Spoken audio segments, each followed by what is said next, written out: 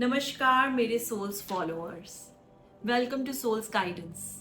आज मैं एक ऐसा टॉपिक लेकर आई हूँ जो मैं बहुत जल्दी तो नहीं लाने वाली थी, बट सिंस बहुत सारे आप ये समझ लो कि it is a universe calling और there are lot of people who actually need this topic, who actually needs the solution to their problems. So it made me, overskip all the topics and coming back to this topic. This topic is about, you can consider it as a remedy or a prayer, but it is really very important topic and everyone wants to know about it. This topic is about a Hawaiian prayer, Ho'oponopono. सो ये एक Hawaiian prayer है और ये prayer को हम as a remedy काफ़ी हद तक यूज़ करते हैं। लोग यूज़ तो कर रहे हैं, मेरे फॉलोअर्स हैं, मैंने उनको भी सजेस्ट किया, they are using it, but बहुत सारे उनके दिमाग में सवाल आते हैं कि मतलब क्यों, कैसे काम कर रहा है, और काम तो कर रहा है बट कैसे। सो इसके लिए मुझे ये वीडियो बनाना बहुत इंपॉर्टेंट हो गया था and I am here with this video. So Ho'oponopono is a prayer, okay, Hawaiian prayer. So I was just reading a book, I think 4-5 years back. मैं एक बुक रीड कर रही थी और उस बुक में एक let me start with a story, ठीक है। उसमें एक स्टोरी दी गई थी इस हवाइयन डॉक्टर के बारे में। There was a Hawaiian therapist, Dr. Len. अब ये डॉक्टर को एक मेंटल इल क्रिमिनल पेशेंट्स दिए गए थे to take care of them, ठीक है, उनको हैंडल करो, उनको मैनेज करो। वो न्यू ज्वाइनी थे, बट उनको ये नहीं समझ आ रहा था कि जो भी नया ज्वाइनी ज्वाइन कर रहा है, दे आर लीविंग इट और they are taking lot of leaves, बहुत सारी छुट्टी ले रहा है और बहुत सारा अवॉइड कर रहा है उस वार्ड में जाने में। बट उनको रियलाइज हुआ कि ये बहुत ही केओटिक और अनमैनेजेबल वार्ड है और obviously being mentally plus criminal combination बहुत डेडली है, तो लोग थोड़ा डर रहे हैं और वो छुट्टी पे जा रहे हैं या फिर अवॉइड कर रहे हैं। So what did he do, he was doing something on the patients and patients started recovering, ठीक है। लोगों पे काम कर रहे थे और लोग जो हैं वो ठीक होने लग गए थे। और ये नोटिस किया गया कि वो डॉक्टर जो थेरेपिस्ट है, he is not visiting the patients physically, वो 1-on-1 पेशेंट से नहीं मिल रहा है, वो कुछ हवाइन प्रेयर को प्रैक्टिस कर रहा है। And because of that there was a change, बहुत चेंजेस दिखने लगे। And when asked to him कि क्या हो रहा है, what is he doing, he said कि जब भी मैं ये prayers, जब भी मैं इनके records, but he was continuously checking their records कि उसमें क्या changes आ रहे हैं, कितना improvement हो रहा है। So लोगों ने उनसे पूछा what are you doing, he said कि मैं जो भी emotions मेरे generate होते हैं while checking their records, I work on and practice Ho'oponopono prayer on it, on those emotions and releasing those emotions for them. And slowly and gradually जो patients थे, they become less destructive, they were more at peace, और फिर उनको lock करना बंद कर दिया, उनको चेंड करना बंद कर दिया एंड काफ़ी हद तक वो ठीक हो गए।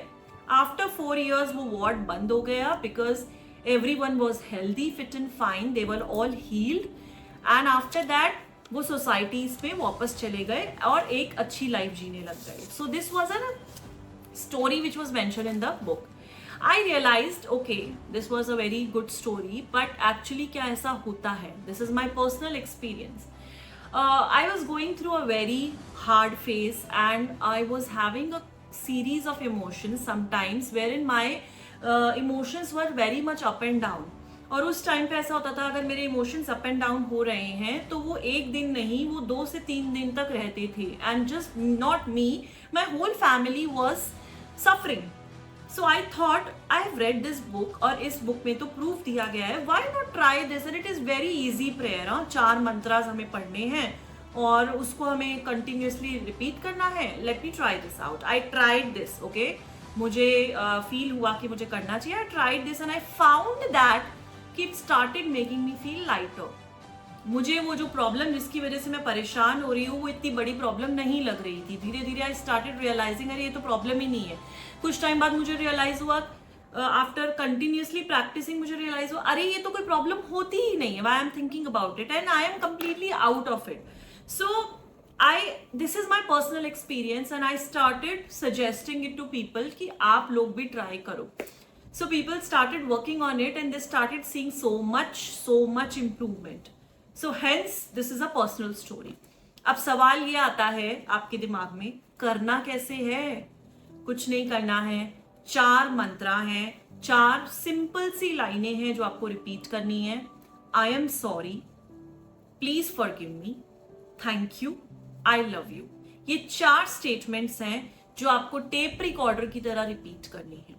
कम से कम 5 to 10 मिनट्स मिनिमम आपको रिपीट करनी है. अब आप ये बोलेंगे इसको करने से पहले हमें पूजा करनी है या इससे कोई लेना देना नहीं है, आप नहाए हैं कि नहीं नहाए हैं, आपको पूजा करना है, कहाँ बैठ के करना है, आप किसी भी समय इसको कर सकते हैं. In fact if you face some trauma, अगर कोई ऐसा इंसिडेंट हुआ है और जो आपके लिए बहुत डिफिकल्ट है हैंडल करना, you start immediately chanting this 4 lines. अब आप पूछेंगे कि इससे पहले हमें कोई इंटेंशन डालनी है. हमको कोई इंटेंशन नहीं डालनी है, हमको कुछ नहीं करना है except chanting these 4 lines for 5 to 10 minutes and that's it. You have to continuously practice it and you will see that the things are starting working for you. अब आप बोलेंगे ये होपोनोपो होता क्या है? So होपोनोपो is a Hawaiian word जिसका मतलब है to make things right. Okay, to make things right. So जैसे बोलते हैं ना all is well. So we are actually repeating this statement continuously like a tape recorder to tell our subconscious mind that all is well. To make things right means जो भी situation है वो सब ठीक हो रही है, जो भी situation है वो सब ठीक हो रही है, and we are just repeating it for several times. अब next सवाल आता है कि क्या मतलब do we have to speak it at particular moments? No. अगर आप उस सिचुएशन में हैं और अगर आप इमीडिएटली करते हैं then also it is fine, and if you are doing it later you can do it later at any point of time whenever you feel that you are comfortable with. अब इसके बाद आता है कि ये काम कैसे करता है, like what is the reason behind it. So I would say that होपोनोपो एक प्रेयर है, okay, and it is directly related to our karma. Okay, it is directly related to our karma thing. So हमारी scientifically proved है कि if we have a physical body does have emotions and memories. Okay, हमारी अगर एक physical body है तो हमारी physical body में emotions भी होंगे, memories भी होंगी. But इसके साथ एक important point ये आता है कि ये जो memories है ना, ये सिर्फ चाइल्डहुड मेमोरीज नहीं है.